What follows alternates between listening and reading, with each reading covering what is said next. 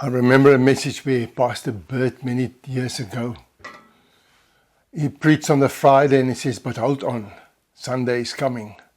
Now Sunday is here. The title for today is gone. Let us pray. Heavenly Father, we thank you for an empty grave.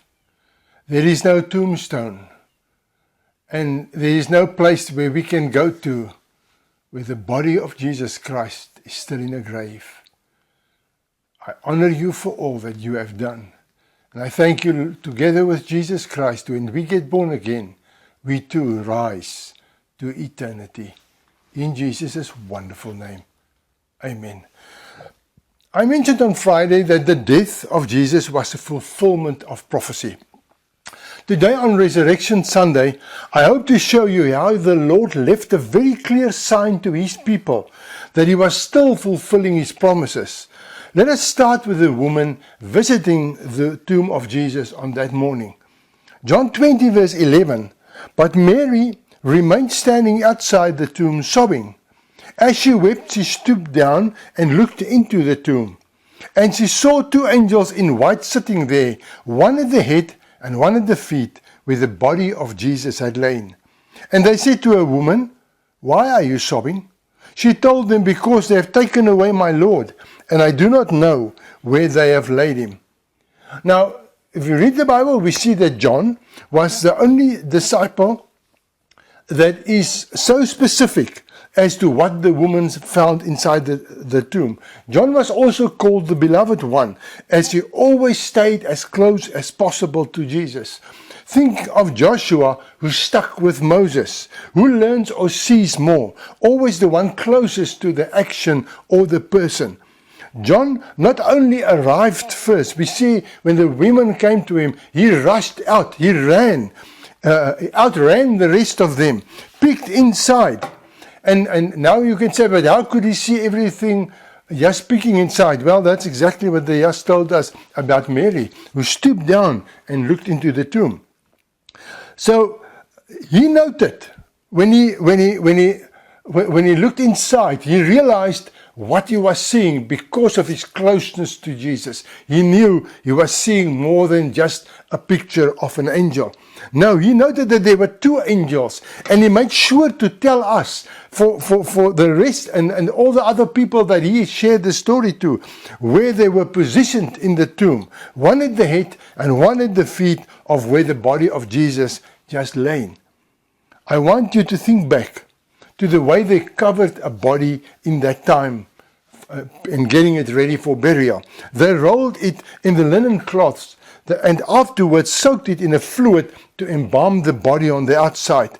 When you think of Lazarus, when Jesus raised him from the dead, Jesus had to tell the people to take off his burial clothes to Now, that is something very important.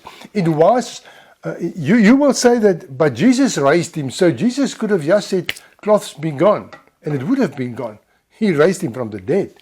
But Jesus told the people in no words, he didn't need words, but by him saying to them, remove the clothes, it was like, you put it on, you take it off.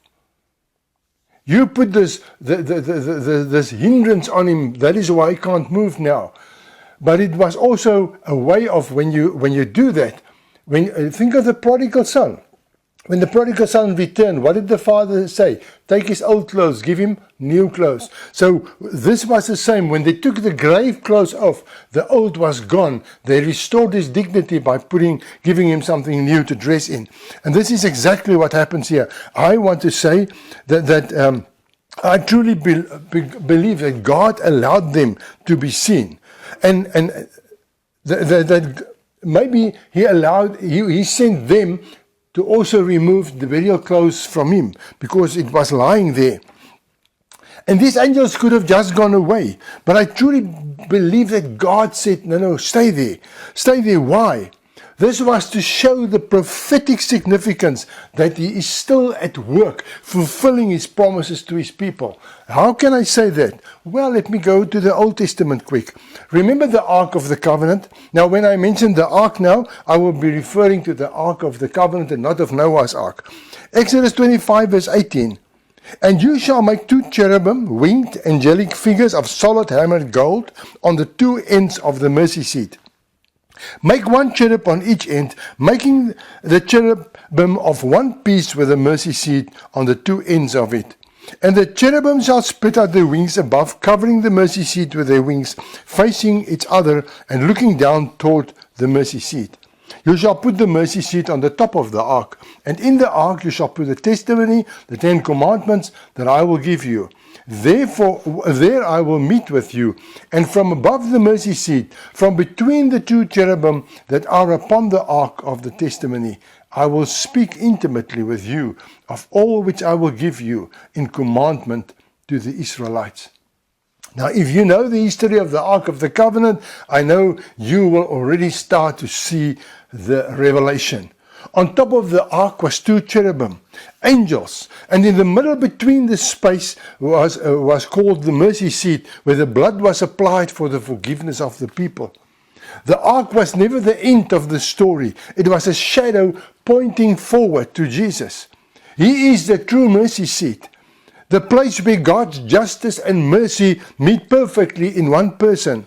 It was between the angels in the tomb where the true mercy seat has lain. The work was finished, the sacrifice accepted, and the way to God now opened. The veil of separation was torn. Jesus is alive. The 2 angels were symbolic and a remembrance of the 2 cherubim on the Ark of the Covenant, covering the mercy seat. It was like they say, this is the one, this is the place. He's the only one that can speak on your behalf. This is the one whom you have been waiting for. Let us pray. Heavenly Father, even though you've given me this message, every time I read it, every time while I was typing it, and even now while I was bringing it, I am still in awe of what you have done. And the fact that your Bible is true from Genesis to Revelation. There's no deviation, there's no confusion. If we only are willing to listen to you and to your Holy Spirit, and not to the voices out in the world trying to confuse us. Father, we thank you. We worship you. We thank you for the mercy seat. We thank you for Jesus. In the wonderful, wonderful name of Yeshua HaMashiach, Jesus Christ our Messiah. Amen. I'm going to end with one of my favorite songs, sung here by one of my favorite singers, Jimmy Swaggart, the late Jimmy Swaggart, and he's singing, Gone, the stone is rolled away, gone. God bless you.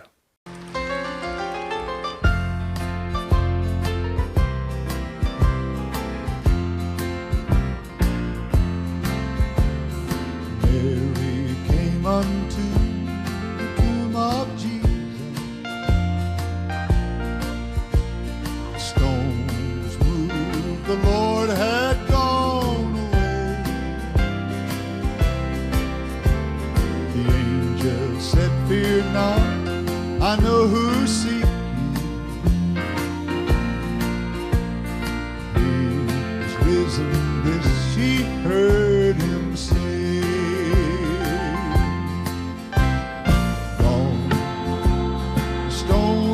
Rolled back, gone. Tomb, it's empty, gone. They said it's for the song. Gone over death, triumphant, gone. Sin is defeated, gone. To live forevermore.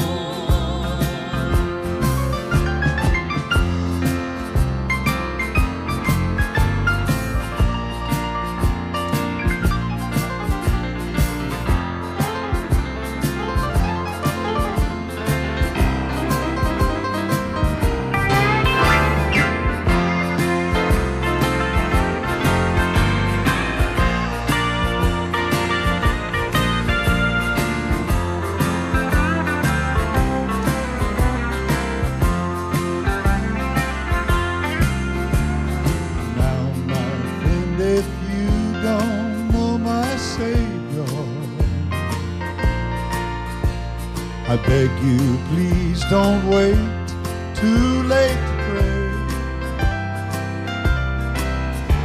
Don't wait until the bride has been completed. Don't wait until you hear him say too late.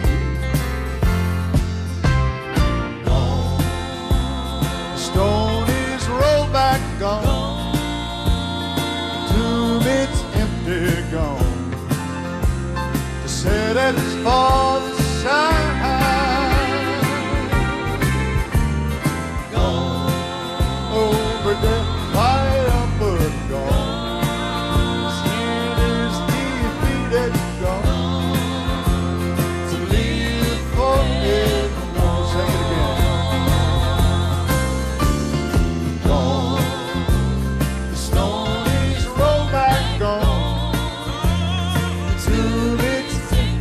gone. You said it's for the side. Gone over death's triumph, but gone. Sin is defeated, gone. To live forevermore. Gone to live forevermore.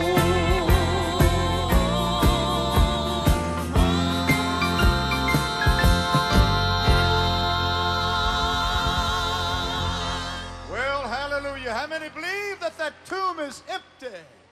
Jesus is